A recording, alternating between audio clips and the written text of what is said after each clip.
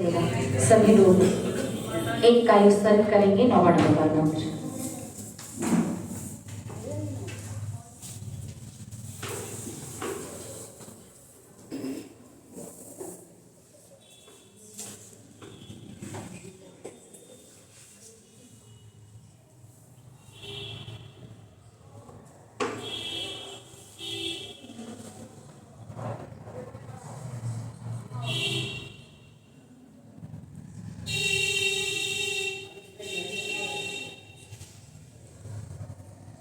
जोड़िएगा दोनों हाथों से। चारों दिशा विदिशा में विराजमान अरिहंत सिद्ध आचार्य उपाध्याय सर्व साधु जिन धर्म जिन आगम जिन चैत्यालयों को मेरा मन से वचन से काय से सभी को एक साथ प्रत्येक को अलग अलग बारंबार नमस्कार हो। नमोस्तु भगवान नमोस्तु भगवान नमोस्तु भगवान। जोड़िएगा दोनों हाथों से, बंद कीजिएगा दोनों नेत्रों को। जो हम बोलेंगे आपको वही रिपीट करना है। पहले प्रभु के समक्ष आलोचना, उसके बाद प्रतिक्रमण और तत्पश्चात प्रायश्चित। पुण्य नहीं कीना है मैंने,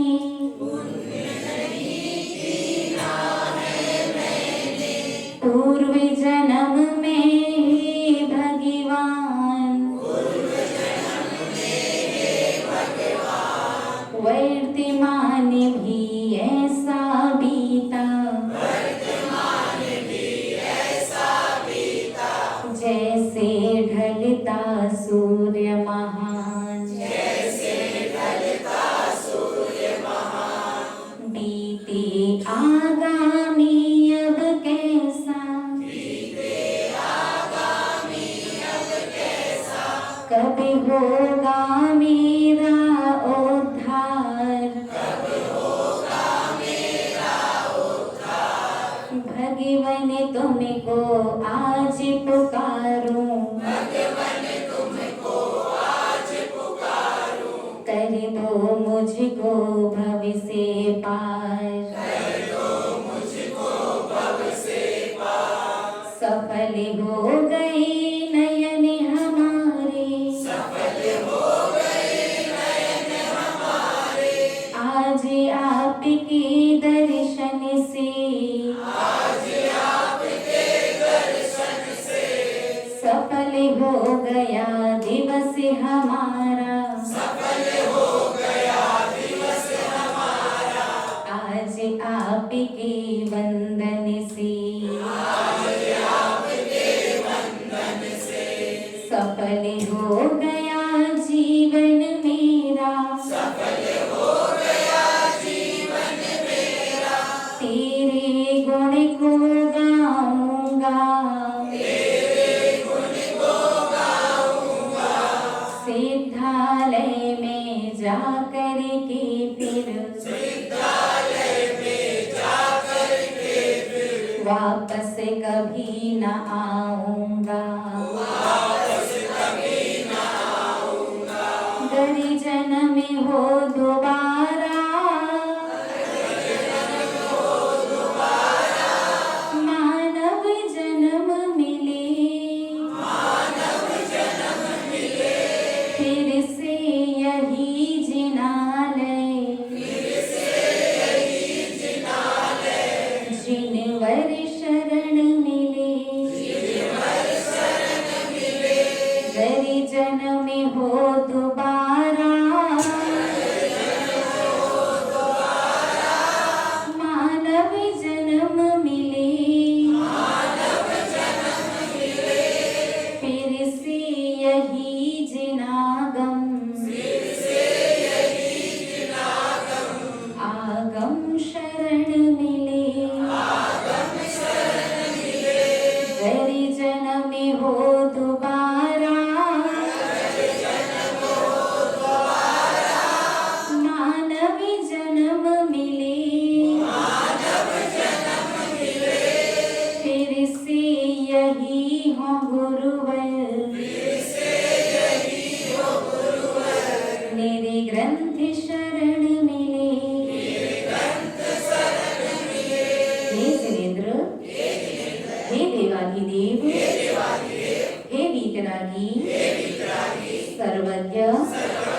हितोपदेशी हे अरिहंत प्रभु, अब मैं प्रतिक्रमण करना चाहता हूँ।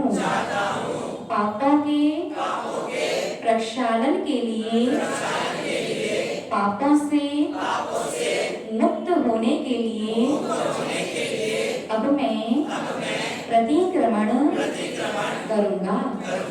हे जिनेंद्र, हे परमेश्वर, हे परमपिता, हे परमात्मा, मैं पापी हूँ, पामर हूँ, दुष्ट हूँ, दुराचारी हूँ, अधम हूँ, पतित हूँ, क्रोधी हूँ, मानी हूँ, मायावी हूँ, लोभी हूँ, मूढ़ हूँ, सर्व दुर्गुणों से संपन्न हूँ।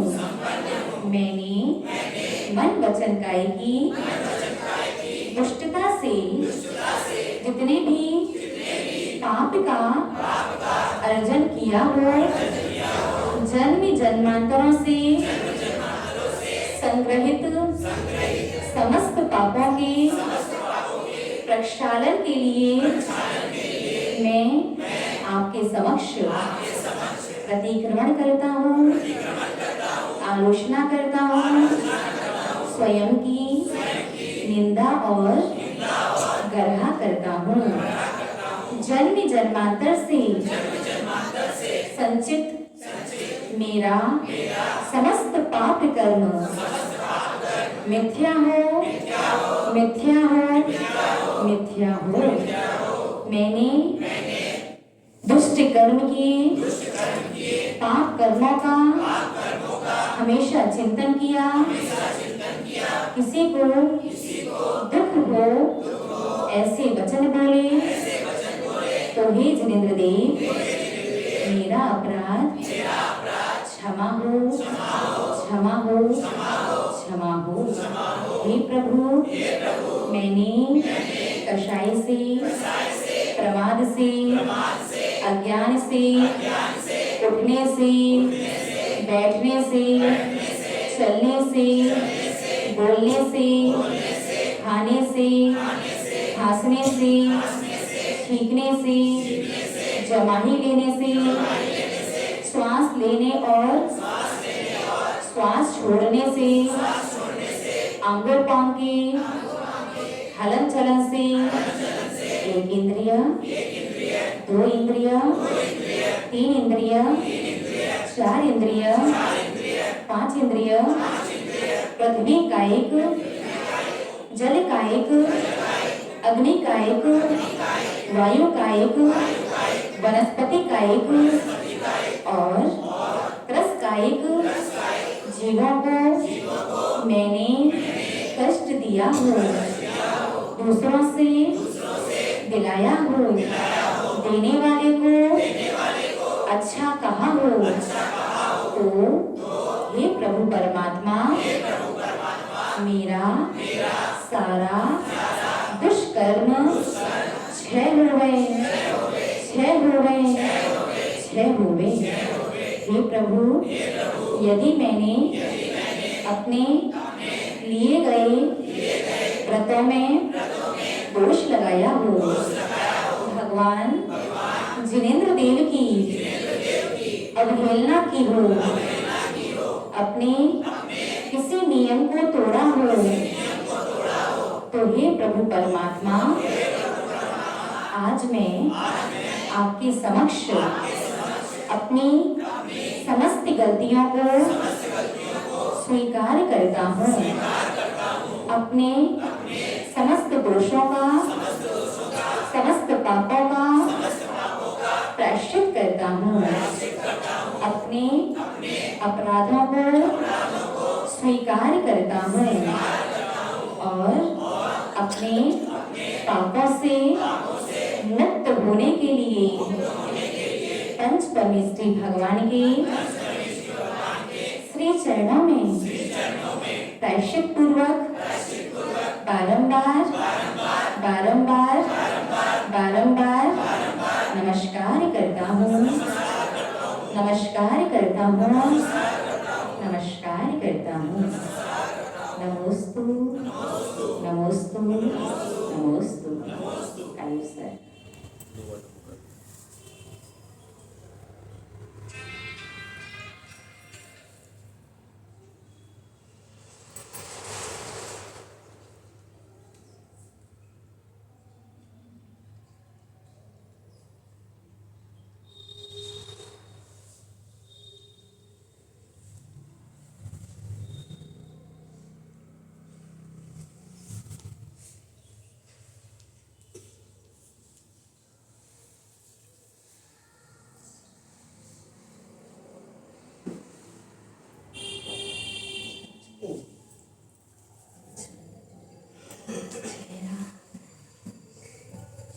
ये हुआ आपका आलोचना की पहले आपने, फिर प्रतिक्रमण और उसके बाद जो आपने कायस्वर किया वो प्रायश्चित स्वरूप था।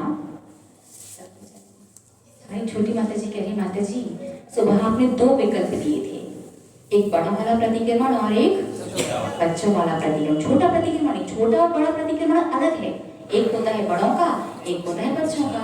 जब भी प्रतिक्रमण किया किसका था? बड़ों वाला था। बच्चों वाला प्रतिक्रमण भी बड़े लोग कर सकते हैं। फिर हमें लगता है एक दिन में 2 प्रतिक्रमण ज्यादा दोष नहीं हो जाएगी? कर्म के लिए कर्म करने पर आती हो तो फिर मंदिर छोड़ देती हो, धर्म करने पर आती हो तो एक दिन में 2 प्रतिक्रमण एक ही टाइम में, थोड़ा ज्यादा हो जाएगा। बच्चों वाला कहना है क्योंकि आपका स्कूल में एडमिशन प्ले स्कूल में हुआ था, लेकिन नहीं बच्चे तो हैं, लेकिन वो प्रतिक्रमण हमने जब हम ब्रह्मचारिणी थे तब करवाया है। और माता जी बन के वो सागर वालों को गलती से पता चल गया कि ऐसा प्रतिक्रमण कभी हम ब्रह्मचारिणी में करवाते थे, तो एक बार सागर में करें। माता जी बन के वैसे बस एक ही बार करवाया, अभी करवाया नहीं है। तो करना है बच्चों वाला। तो ये तो नहीं कहोगे माता जी की उम्र दिखाई दे रही है, हमारी बच्ची भी है। पक्का पक्का सोच लो, ठीक है। तो रिकॉर्डिंग को शाम की तरफ कर दो।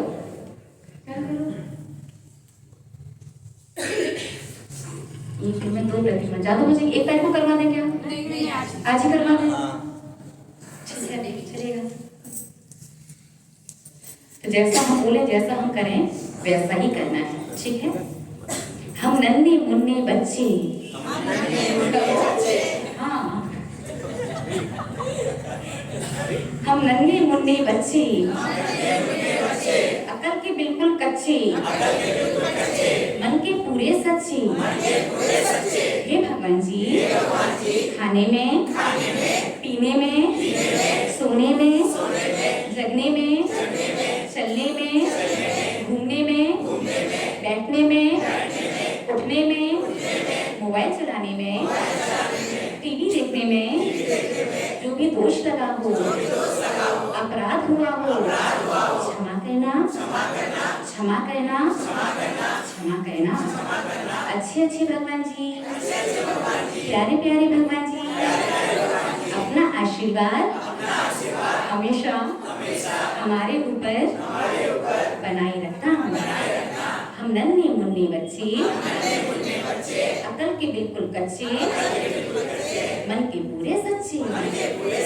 नमोस्तु भगवान, नमोस्तु भगवान, नमोस्तु भगवान। कोई बात नहीं, वैसे बच्चे हैं, अच्छा लगा ना, बच्चे हैं छोटे से, तो ऐसा भी प्रतिक्रमण है। और ये प्रतिक्रमण आप कभी भी कर सकते हैं। और इसका सबसे बड़ा फायदा कि इससे है ना, इस भाव में यदि अनजाने में जो गलतियां हुई हैं, तो जैसे पत्थर से ठोकर लगे और अनजाने में आप गिरे तो चोट कम आती है क्या? नहीं आएगी ना, पूरी चोट आएगी। तो अनजाने में गलती हुई है ना, इसमें भगवान के समक्ष पहले ही कह दे, भगवान बिल्कुल नन्हे मुन्ने बच्चे हैं, बच्चे किसके? आपके ही हैं।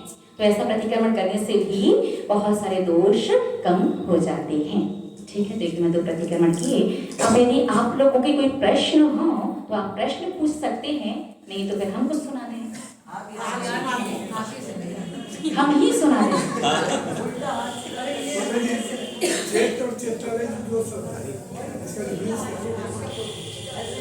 प्रश्न है कि जिन चैत्य और जिन चैत्यालय शब्द का अर्थ क्या है? जिन चैत्य शब्द का होता है जिन प्रतिमा, और जिन चैत्यालय शब्द का अर्थ होता है जिन मंदिर। ठीक है, और मंदिर भी कौन सा? जिसमें प्रतिमा हो। बिना प्रतिमा के सिर्फ आपने स्ट्रक्चर खड़ा कर दिया तो वो मंदिर नहीं है। ठीक है, जिसके अंदर जिन प्रतिमा विराजमान है तो मंदिर को जिन चैत्यालय कहते हैं। ठीक है, चलिएगा, कोई प्रश्न है? बहुत अच्छे श्रावक हैं। ठीक है, फिर हम ही ये जिस अब जो अरम रम का जो पाठ करवाते हैं उसके बीच में जो आप 2 लाइन बोलते हैं उसका अर्थ क्या है? प्रश्न है कि प्रातः काल जब अरहम का अपन पाठ करते हैं, अरहम बीजाक्षर का, तो 2 पंक्तियां बोलते हैं संस्कृत की। अकारो परमो बोधो रेपो विश्वावलोकनम हकारो नंत वीर्यात्मा बिंदु स्यादुत्तमं सुखम। इन पंक्तियों का अर्थ क्या है? ये पंक्तियां अरहम शब्द की परिभाषा बताती हैं। अरहम शब्द का अर्थ, अरहम शब्द के मायने, उसका महत्व। अरहम शब्द 4 अक्षरों से मिलकर के बना है। अ, र, ह और म। इन 4 अक्षरों का मतलब क्या है? तो पहला क्या? अकारो परमो बोधो, अर्थात अ शब्द अनंत ज्ञान का प्रतीक है। हे भगवान, हे प्रभु परमात्मा, आप तो अनंत ज्ञानी हैं। ये संसारिक प्राणी कैसा है? एक तो बहुत थोड़ा सा ज्ञानी है, ऊपर से अपने लाभ को देखते हुए वो गलत रास्ते की ओर भी अग्रसर हो जाता है। तो हम अरहम शब्द में अ शब्द बोल रहे हैं। हम अ शब्द के माध्यम से आपके अनंत ज्ञान की अनुमोदना करते हुए भावना भाते हैं कि हमें भी उतने ही ज्ञान की प्राप्ति हो जितना ज्ञान सही हो। जो सही ज्ञान नहीं है, ऐसा अनावश्यक ज्ञान हमें नहीं चाहिए। संसार में ज्ञान की आवश्यकता तो है, बिना ज्ञान के काम नहीं चलेगा। तो भगवान मेरा ज्ञान कैसा बने? निर्मल बने और सही बने। आ शब्द का अर्थ ये है। उसके बाद क्या पढ़ते हो फिर? आ के बाद रा, रेफो विश्वावलोकनम। रा अक्षर जो है वो भगवान के अनंत दर्शन का प्रतीक है कि भगवान आप तो अनंतदर्शी हो, सबकी सभी पर्यायों को एक साथ जानते हो। और संसारी प्राणी तो कैसा? यदि आंखें बंद हो तो सामने का भी दिखाई नहीं देता। मैं अपना लाभ अलाभ, हित अहित ना देख सकता हूँ, ना सोच सकता हूँ। हे प्रभु परमात्मा, रा बीजाक्षर, रा अक्षर के माध्यम से मुझे वो दृष्टिकोण देना, मुझे वो नजरिया देना जो मैं सही राह का ही चयन करूं, कभी भी दुर्गति पर या दुर्राह पर ना चलूं। रा शब्द का ये अर्थ है। उसके बाद हकारो नंत वीर्यात्मा। हर शब्द जो है वो अनंत वीर्य का द्योतक है। इसके माध्यम से कहना चाहते हैं कि हे प्रभु परमात्मा, आप तो अनंत शक्तिशाली हैं। आपके अंदर कितनी शक्ति है, कितना वीर्य है? अनंत शक्ति। और मेरी शक्ति कैसी है कि अगर मुझे पता हो कि कल मेरा एकादश है, कल चाय नहीं मिलेगी, तो सिर में दर्द आज से शुरू हो जाता है। अगर पता हो कि कल व्रत उपवास करना है तो कमजोरी आज से ही आ जाती है। और यदि पता हो कि कल सुबह उठ करके मंदिर जाना है तो ठंड आज से ही बढ़ जाती है कि ठंडी बढ़ गई आज तो होता है ना। तो भगवान जी, एक तो मैं मन से ही, मेरा मनोबल भी कमजोर है और मेरी शारीरिक शक्ति भी बहुत कमजोर है। हे प्रभु परमात्मा, आप तो अनंत शक्ति के धारी हो, अनंत वीर के धारी हो। हम बस इतना चाहते हैं कि ह बीज अक्षर के, ह अक्षर के माध्यम से मुझे मेरे जीवन में उतनी शक्ति प्राप्त हो कि जब भी मैं धर्म करने के बारे में या कुछ अच्छा करने के बारे में सोचूं तो मैं निर्विकल्प रूप से और बहुत अच्छे से धर्म कर सकूं। और लास्ट में क्या आता है? अ, र, ह और मा। माँ अक्षर जो बिंदु स्यादुत्तमं सुखम। माँ अक्षर अनंत सुख का वाचक है। अर्थात भगवान, आप जानते हैं ना, आपसे किसी का कुछ छुपा नहीं है। आप सबका सब कुछ जानते हैं। संसार का मैं जितना और जो कुछ भी करता हूँ, मेरा सारा कार्य, सारा कार्यक्रम सिर्फ सुख की प्राप्ति के लिए होता है। लेकिन आप तो अनंत सुख के स्वामी हो। हे प्रभु परमात्मा, आपके माँ अक्षर के माध्यम से मैं जो आपकी आराधना कर रहा हूँ, इस आराधना के माध्यम से मेरे जीवन में इतना सुख आए कि मुझे कभी भी सुख प्राप्त करने के लिए गलत रास्ते पर, गलत चीज की ओर अग्रसर ना होना पड़े। मैं स्वयं को पापों से और अशुभ कर्मों से बचा सकूं। इसलिए मैं अरहम शब्द का लयबद्ध तरीके से नाद करते हुए स्मरण करता हूँ। उसका पाठ करता हूँ, जिससे मेरी आत्मा भी स्वस्थ हो, मेरा मनोबल भी बढ़े, मुझे अनंत वीर्य की जो शक्ति है और अनंत सुख की जो शक्ति आपके पास है, वो शक्ति क्षणिक और आंशिक रूप से ही सही थोड़ी सी मुझे भी प्राप्त हो, और मेरा जो बाहर का जो स्वास्थ्य है, जो मनुष्य शरीर में 5,68,99,584 रोग बीमारी, कितने रोग हैं आपके शरीर में? 5,68,99,584 रोग बीमारियां हैं। तो भगवान उन रोग बीमारियों के उदय में आने से मैं बच सकूं, इसलिए मैं अरहम का नाद आपके समक्ष कहता हूँ। उन 2 पंक्तियों का इस प्रकार से अर्थ है। ठीक है,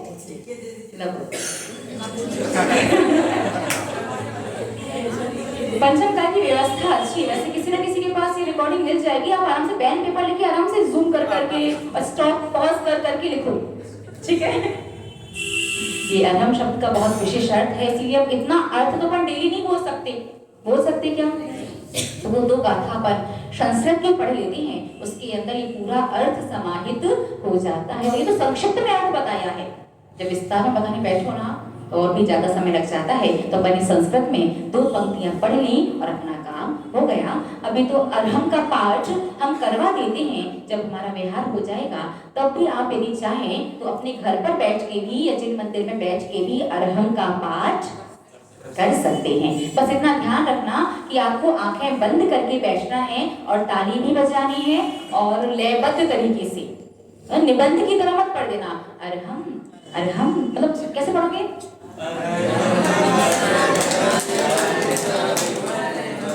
हम भूल गए, संगीतकार की नगरी में ही है।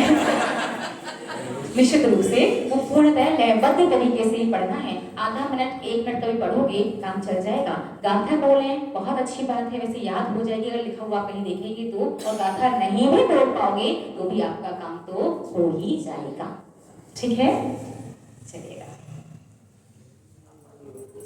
और किसी कुछ पूछना? बोलना ही होता है।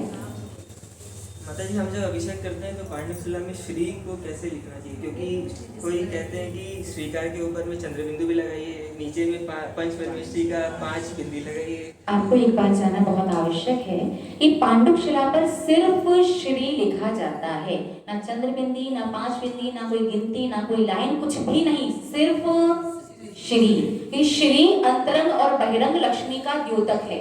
अगर आपको सांसारिक लक्ष्मी भी चाहिए और अंतरंग लक्ष्मी कौन सी है? अनंत चतुष्ट है। अनंत ज्ञान, अनंत दर्शन, अनंत वीर, अनंत सुख, यानी अरिहंत अवस्था भी चाहिए और संसार का चक्रवर्ती का पद भी चाहिए, तो आपको सिर्फ श्रीकार लेखन ही करना है। श्रीकार यानी सिर्फ श्री, और श्री बनाने का भी तरीका होता है। आपको कैसे बनाते हो? पेन पेपर, हमने देख लिया नहीं, बोर्ड बहुत बड़ा है। पेन पेपर है किसी के पास?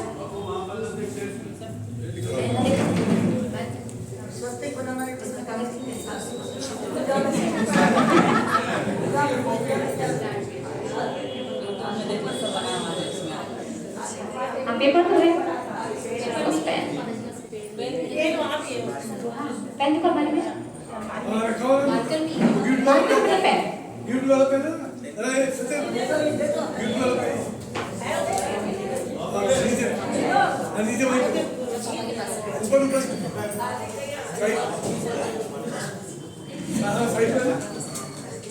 आज ही पहुंचाना है पेन।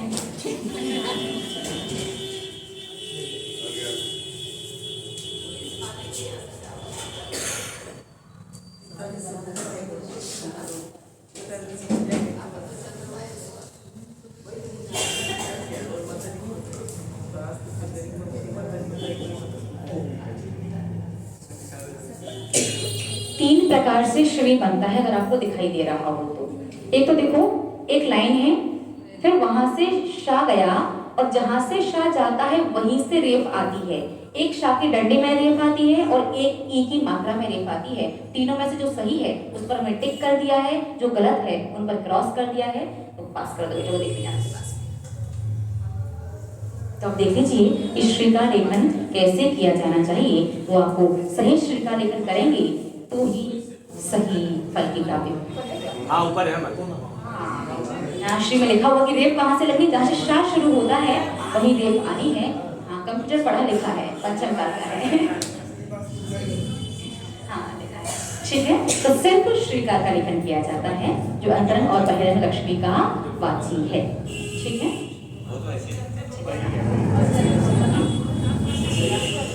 5 मिनट और है।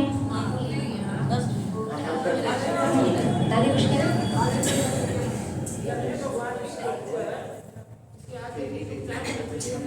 घर में भगवान की फोटो के सामने दीपक जला सकते हैं या नहीं, तो अपने यहाँ फोटो पूज्य नहीं है कि फोटो की प्राण प्रतिष्ठा वगैरह नहीं होती। फोटो तो सिर्फ याद के रूप में लगा रखा है कि कभी हम भूल जाएं कहीं के भगवान कौन से थे या भगवान को ही भूल गए, तो फोटो को देख करके भगवान का स्मरण हो जाता है। दीपक लगाना है तो जिन प्रतिमा के सामने ही लगाना चाहिए, और प्रतिमा नहीं है तो कम से कम यंत्र जी या फिर जिनवाड़ी तो होनी ही चाहिए। बिना जिनवाड़ी के आप सिर्फ फोटो के सामने दीपक नहीं लगा सकते। ठीक है, चलिएगा। अब हम प्रश्न पूछ लेते हैं आपसे। ये 5 मिनट कोई विषय हो नहीं पाएगा, ऐसे भैया लोग संडे की वजह से भैया लोग आ गए ना, दुकान बंद है। उसकी शुद्धि वगैरह का बहुत चीजों का ध्यान रखना चाहिए। डेली यंत्र जी का दीपक होना चाहिए। आप कभी भी किसी भी काम से बाहर जाओ तो उस दिन भी उसका दीपक नहीं रह सकता। डेली यंत्र जी का दीपक होना ही चाहिए।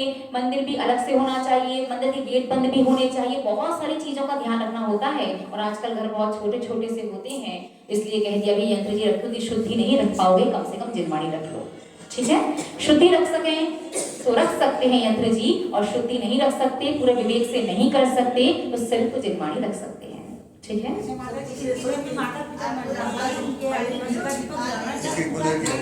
सब एक साथ बोलेंगे कैसे? क्या क्या होता है? मतलब कैसे मतलब वो हाँ, अभी पूजन का विषय मतलब वो नहीं पाएगा। सिंपल सी बात है, नीचे से ऊपर जाओ, फिर लेफ्ट से राइट से लेफ्ट नहीं जाते। लोग कहते क्रॉस नहीं करते स्वस्तिक। भैया क्रॉस करना ये कहलाता है, स्वस्तिक को तो ये जोड़ है या क्रॉस है? प्लस है या क्रॉस? प्लस है, जोड़ना है, और इसमें कोई दोष नहीं है। सबसे सिंपल सी बात, आपको यदि आपके मंदिर में पूजन पाठ प्रदीप जिनवाणी मिल जाए, उसके 8, 10, 15 पेज निकालो आगे की, उस पर पूरी विधि लिखिए स्वस्तिक कैसे बनता है। ठीक है, वही जिनवाणी का मार्ग है। नीचे से ऊपर, फिर लेफ्ट से राइट, आप और अपोजिट है, कंफ्यूज नहीं होना।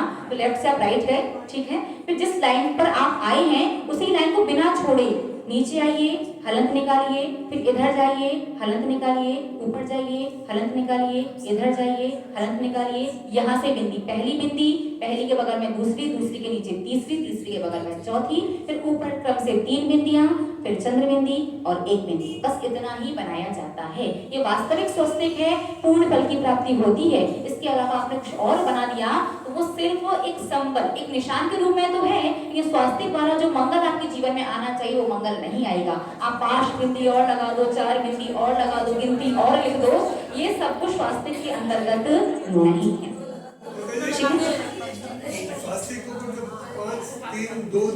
वो नहीं लिखा जाता, वो स्वास्तिक अंतर्गत नहीं, वो एक्स्ट्रा आपने बना दिया, उससे आपके स्वास्तिक का फल पूर्णतः समाप्त हो जाता है। वो बीच में ऐसे था कि जब साधु संतों का सानिध्य कम हो जाता तो नई परंपराएं प्रारंभ हो जाती हैं। तो भैया स्वास्तिक बनाया है, लोगों को विकल्प आने लगा कि स्वास्तिक तो मंगल का निशान है, मंगल कारक है, कल्याण कारक है, ये बना करके कैसे मिटा रही है, जबकि पूजन होने के बाद मिटा सकते, उसमें ऐसा कोई दोष नहीं है, अभिनय नहीं है। ये वो एक मंगल कारक चिन्ह है, भगवान नहीं है। तो लोगों को विकल्प आने लगा कि स्वास्तिक लिख करके कैसे मिटाएंगे।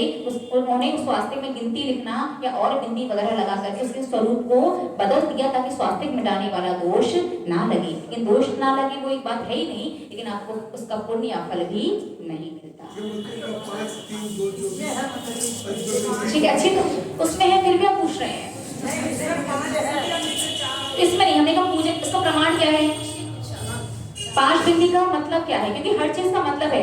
नीचे से ऊपर जो गए वो इस बात का प्रतीक है कि भगवान में निगोद से निकला हूँ, मोक्ष तक की यात्रा करनी है। रास्ते में यहाँ वहां कहीं नहीं जाना। ये मनुष्य पर है, भागलपुर तो आपका क्या है? स्टेशन है बीच का, ये डेस्टिनेशन नहीं है, मंजिल नहीं है। नीचे से निकला हूँ, ऊपर तक जाना है। फिर आपकी जो आड़ी लाइन है ये इस बात का प्रतीक है कि एक इंद्रिय की पर्याय में नहीं जाना। एक इंद्रिय कौन सी पर्याय में? निगोद वाली पर्याय में।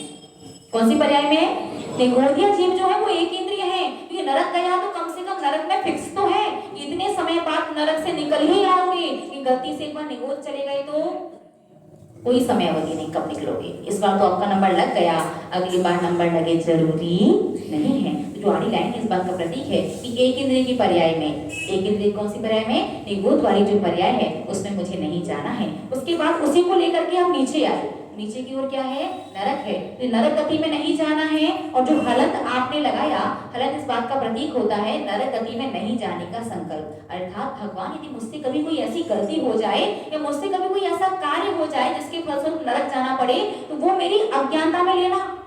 किसमें लेना, मेरी अज्ञानता में। मैंने जानबूझ के नहीं किया, मैं समझता नहीं हूँ, उसका फल मुझे नरक में गमन नहीं मिले, क्योंकि मैं आपके सामने कृत संकल्पित होता हूँ कि मुझे नरक में नहीं जाना है, नरक गति में नहीं जाने का संकल्प। उसके बाद फिर क्रम से चलना, ऊपर नीचे नहीं जाना। फिर कहाँ जाओगे, इधर नीचे की आड़ी लाइन, ये किस बात का प्रतीक है, त्रियंच गति में नहीं जाना है। और फिर हलंत लगाना है, त्रियंच गति में नहीं जाने का संकल्प। फिर आपको ऊपर की लाइन, ऊपर की लाइन किस बात का प्रतीक है, भगवान इसके बाद तो देव पर्याय में जाना है वो चलेगा, लेकिन बार बार भी देव पर्याय में नहीं जाना कि देव पर्याय के भोगों में उलझ गए तो वापस आकर के दुर्गति में जाकर के कष्ट सहन करना पड़ेगा। इस पर्याय के बाद तो देव गति चलेगी, लेकिन उसके बाद मुझे बार बार संसार में नहीं रहना, बार बार देव पर्याय में नहीं जाना है, देव पर्याय में नहीं जाने का संकल्प। और उसके बाद जो ऊपर की आड़ी लाइन है उस बात का प्रतीक है कि अब इस भाव के बाद मैं देव पर्याय में जाऊंगा, वहां से आकर के आखिरी बार मनुष्य बनूंगा।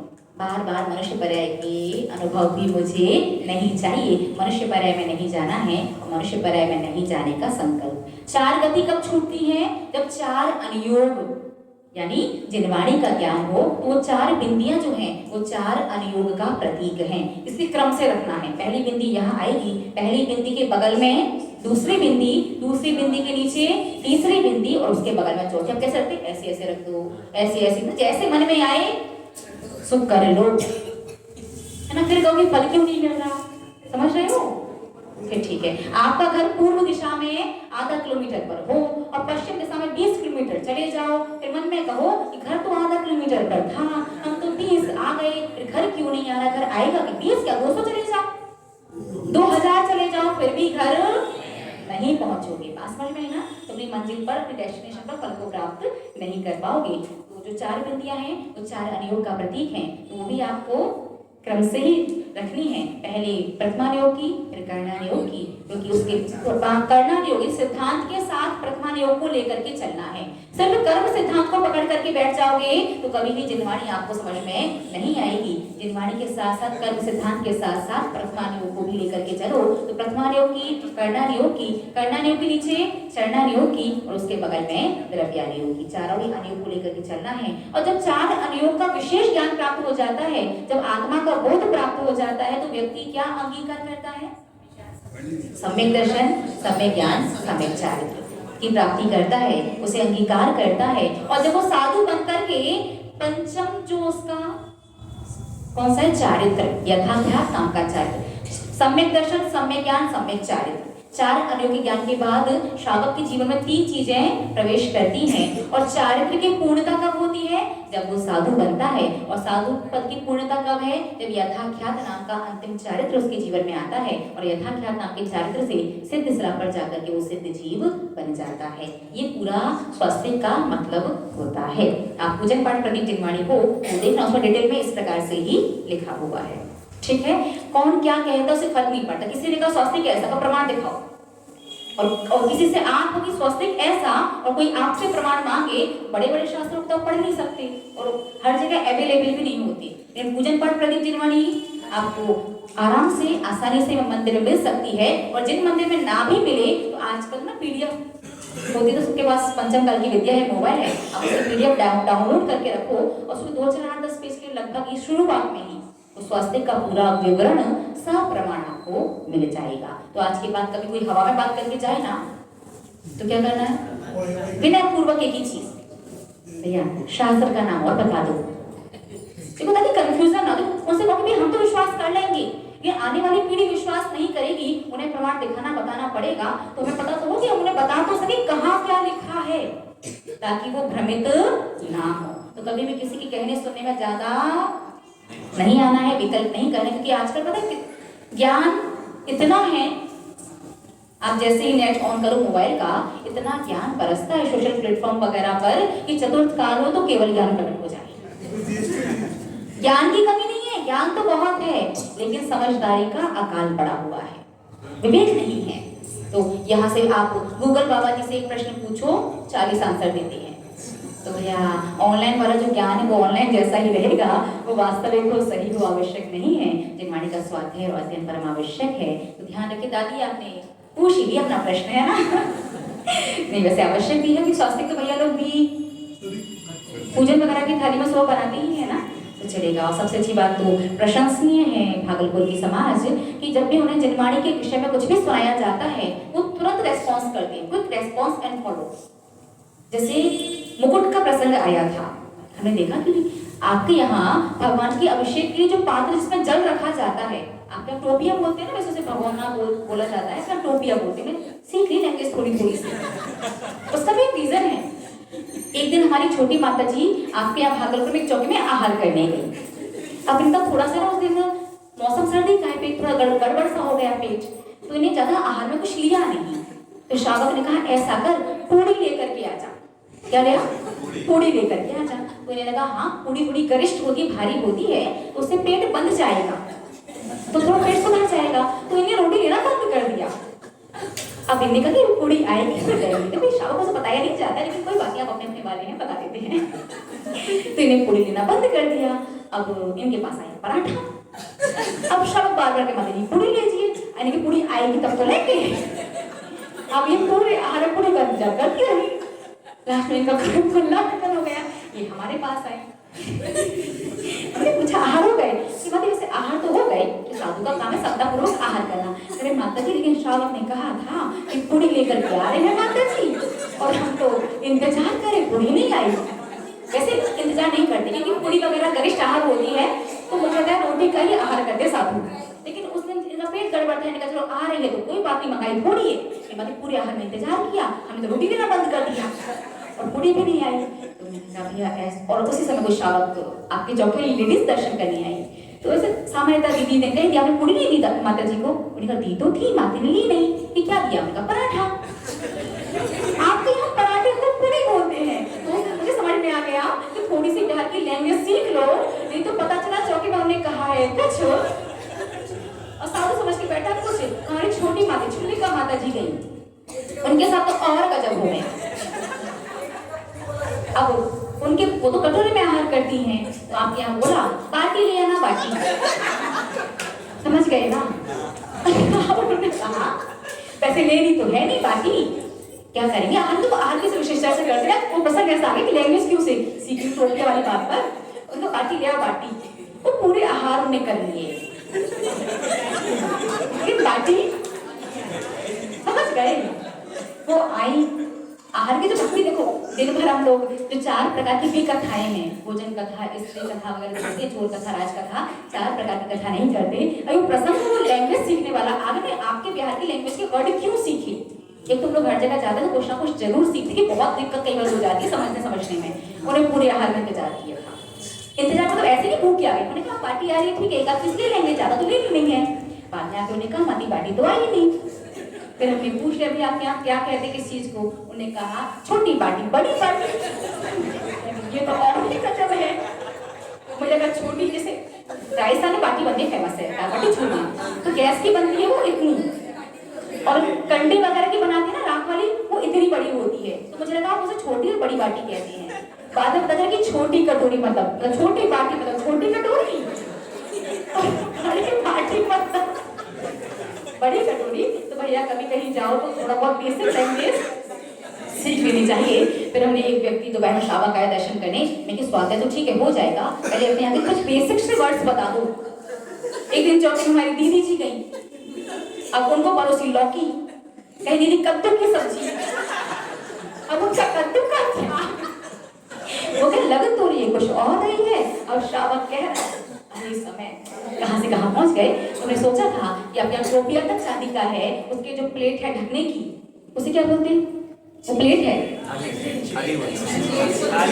हाँ सीख जाए और सीख जाए।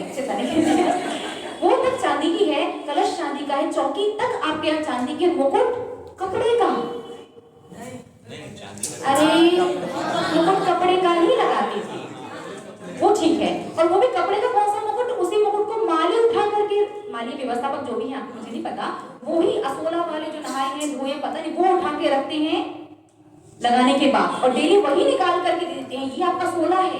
मार्केट से आने के बाद वो मुकुट धुला भी नहीं था, और उसी मुकुट को लेडीज लोग विधान में भी लगा लेते हैं, जेंट्स लोग लगा के विधान में बैठ जाते हैं बिना धोए। वही मुकुट सुबह शांतिधारा अभिषेक में लगा लेते हैं। तो सुबह एक दिन रूम पर सभी 2-4 श्रावक लोग बैठे थे, आपके समाज के प्रसंग आया, उनसे कहा, तो उन्होंने कहा कि माता जी हाँ वो धोया तो है नहीं। तो हमने कहा भाई आपके हर चीज चांदी की है, एक मुकुट और चांदी का लेके आ सकते हैं। तो अगले दिन उन्होंने देखा कि सच में आपको सब जिन्होंने सुनते ही नहीं, सुनते भी हैं और तुरंत रेस्पॉन्स करके फॉलो भी करती हैं, अगले ही दिन से चांदी के मुकुट लगाए सकते हैं उन्होंने। जवानी के ज्ञान से सूचना लोग आदो सुवानी मस्त दुर्गान ये लोग की दिमागी भारती तो जब में जो दर्शन करे सो पावे सुख से देखो जो गुरु सेवा के दर्शन पावे सही मोक्ष का मावना मानना।